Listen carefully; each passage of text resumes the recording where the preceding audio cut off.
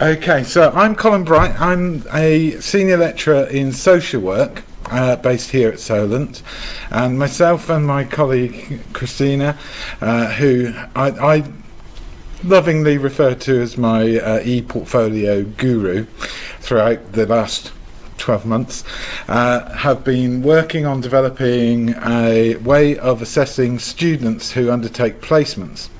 Is there anybody in this room who knows what a social worker is? Good.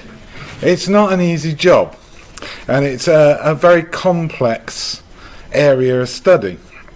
And all social workers in this country are required to undertake statutory placements where they actively undertake work with real live service users out in the public. It's an interesting area of work, and it's been my passion for a number of years. We've undertaken a lot of change within the course here at Solent over the last few years, partly as a result of my arrival here, and one of the key things was integrating the assessment as a key element of the overall grade that people achieve whilst they're in doing their social work degree. That is something which is surprising to anybody in the field, because other attempts to try and have academic assessment on direct practice has always been difficult. However, one thing which has helped us to be able to achieve that has been the introduction of the portfolio, and so it made a lot of sense to come and talk to you a bit about, from a teaching perspective, what we've been doing with it. So, the key points are to highlight the journey that we've been on, the processes, the templates that we've developed, and what our usage has been like. That has thrown up a number of issues over the last year, which we've had to respond to, and there are some positives and negatives, which makes it really interesting. But our future use of it is looking quite rosy. So that's what I wanted to talk about. So the journey. Social work portfolios. If anybody's ever seen one, you will recognise it. But this is actually the size of a social worker student's portfolio at the end of a 6-month placement. It is immense.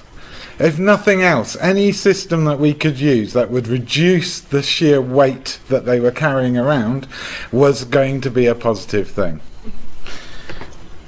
And so the journey was basically to move that from that into something where we can receive everything.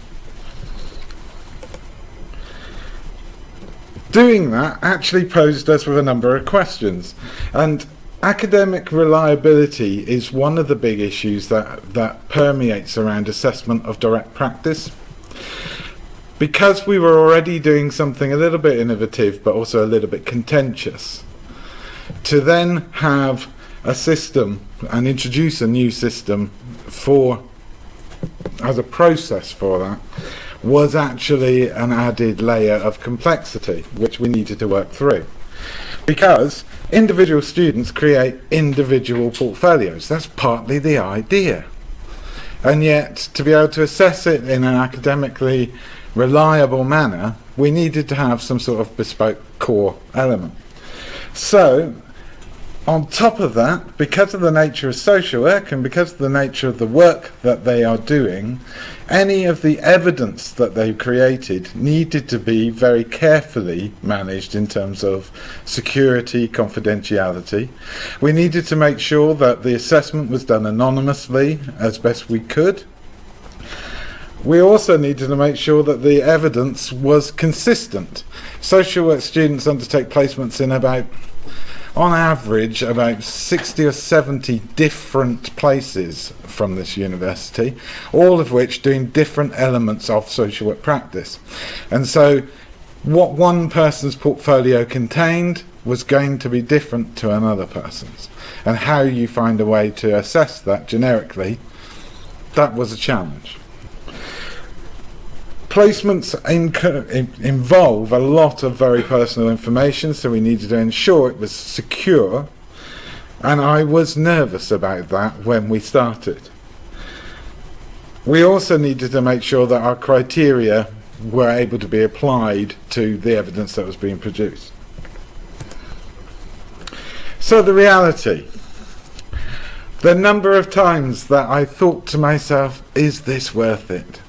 Because the number of times I found myself hitting a problem or a concern, and primarily down to my own lack of understanding of the system, I did feel like hammering it a few times. But the key issues for us were access, making sure the relevant people all had access to it in a way that was secure, linking it to myCourse, which is our Moodle system here, trying to make it work for us in terms of a submission process, enabling it to be shared because our assessment for social work placements is somewhat complex and involves 4 different layers, and also every step of the way keeping the issue of confidentiality in mind. We also were very conscious that if we're going to do this, we might as well in for a penny, in for a pound, so we're looking to extend it. So the plan is to actually have myPortfolio use at all levels of the course, in part because that embeds the usage of it and familiarity with the system amongst all of our students from day one.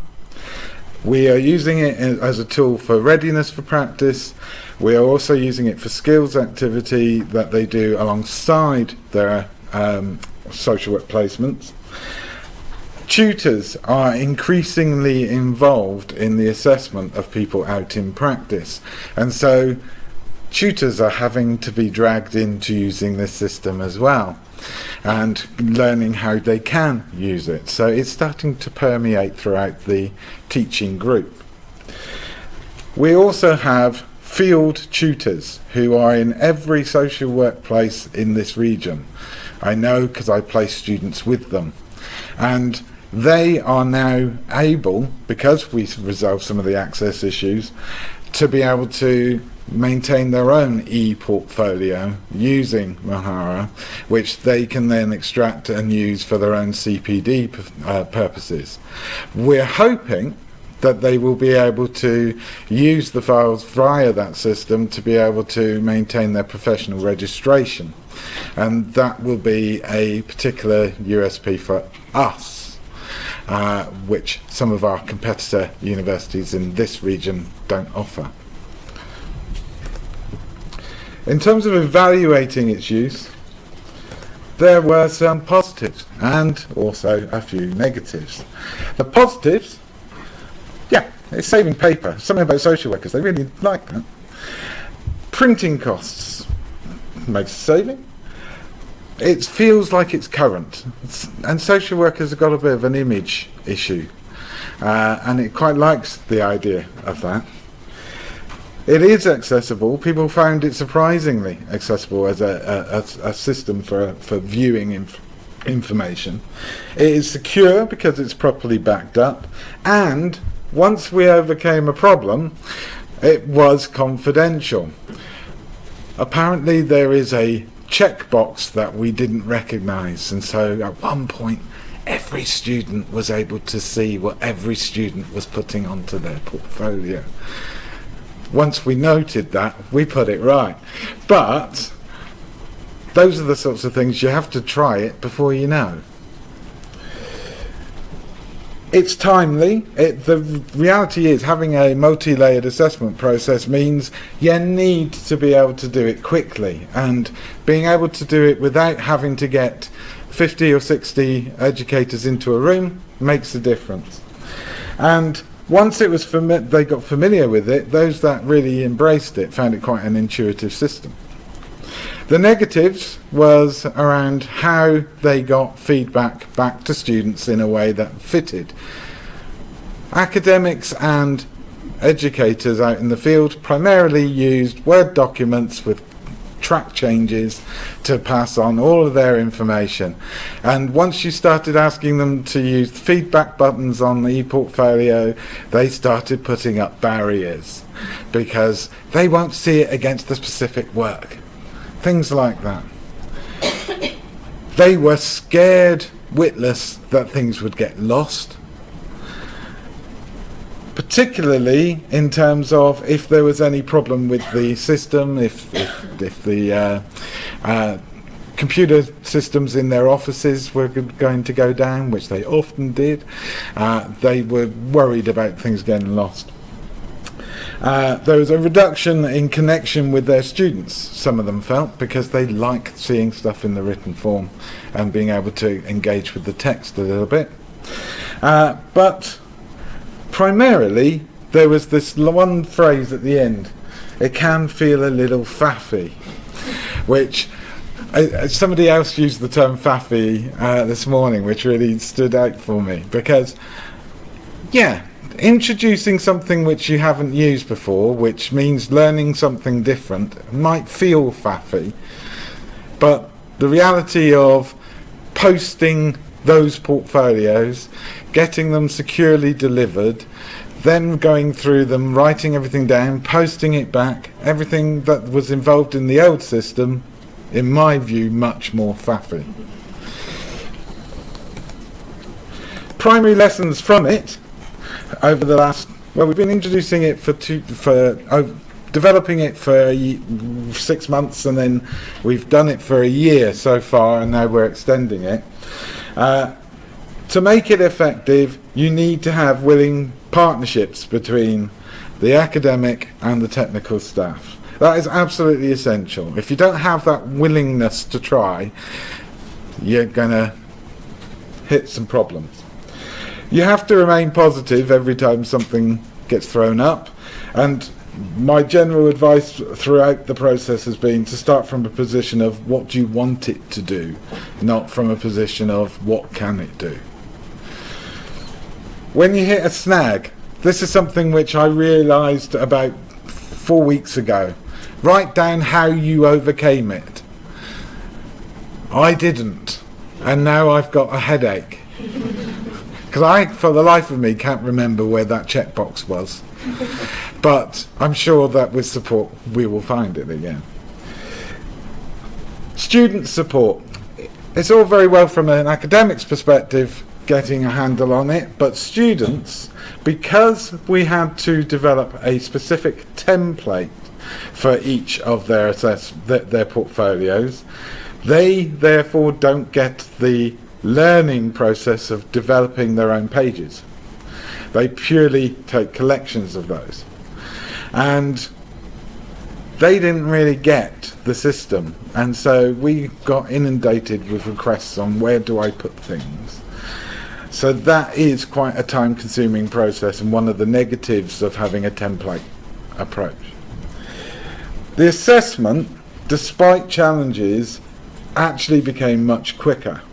And we were in a really fortunate position of being able to, when we got to final assessment panels, being able to have everybody in one room, and then where there was a contentious grade decision, putting it up on screen and everybody viewing it, because we could click in and look at everybody's work. And comparisons to some of the different systems. I'm an external at another university, and I've been around to a number of universities using different systems. This is much more intuitive and makes much more sense than the ones that I've been forced to look at in other institutions. So that's my view. So the timeline on which we've run through, and Christina might be able to show you a few of these bits as we go. We started off reviewing what myPortfolio was, which actually Sam was still here at that time, and she very quickly ran through it and somehow dazzled me into thinking it was a good idea. Then we had a trial run looking at what it could look like, and I observed that and thought, all right, there is some potential. Then we had the deliberation and debate over academic relevance. We built a template, or actually, bizarrely, I built the template, and then created the groups, student collections. From those, we started troubleshooting. The moment the students got involved, that's when the problems started happening, which is great fun. We then had the URL dissemination, using that to be able to get people linked up quickly. The issue of confidentiality hit us, and I very nearly pulled the plug at that point, but thankfully didn't. We resolved that. We had an attempt at using it for assessment, which was a faff. It was an absolute hellish process. It involved me actually unzipping 110 different files to be able to get people access, because we hadn't sorted out all of our educators' access to the Moodle and hence to ePortfolio. We needed some resolution around that and reflection, which led to getting the access organised. We monitored it for the second half of those placements. So that was luckily that was at the formative stage, and then we had the summative assessment and an evaluation, and we're actually now ready to update what we do. So we're looking forward to speedier and easier submission of work through the link between Mahara and Moodle. We're looking forward to the possibility of some of the things that were identified this morning in the keynote speech. I can see potential in so many of these things. Now, in terms of seeing it, we could run through some examples of taking collections, what it looks like, if people are interested. I don't know how, I didn't spot the time when I started. How much time we got? Just under 3 minutes. Just under 3 minutes. I took too long, didn't I? That's all right. That's the problem with putting an academic in charge of speaking. We just talk. I'll speak for a minute then. Yeah, okay. Not a problem. Colin invited me to just give you a bit of a demo of what the template basically looked like. As the time is running out, I'll try and keep it a bit brief.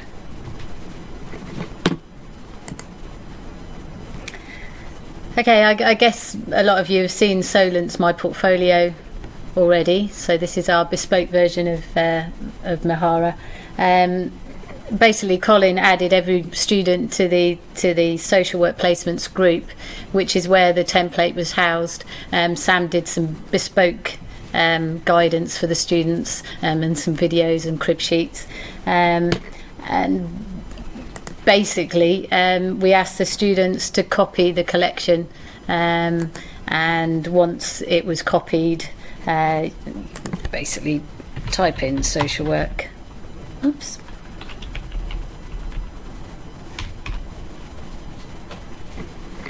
And you can copy the collection. And we tried to give them, guidelines on how to do that, tried to keep it simple. Colin sort of touched upon the fact that the students didn't really understand the Mahara system, so therefore found it quite hard to know where everything sat. If you uploaded a file, it's going to sit in your it's going to sit in your repository for files.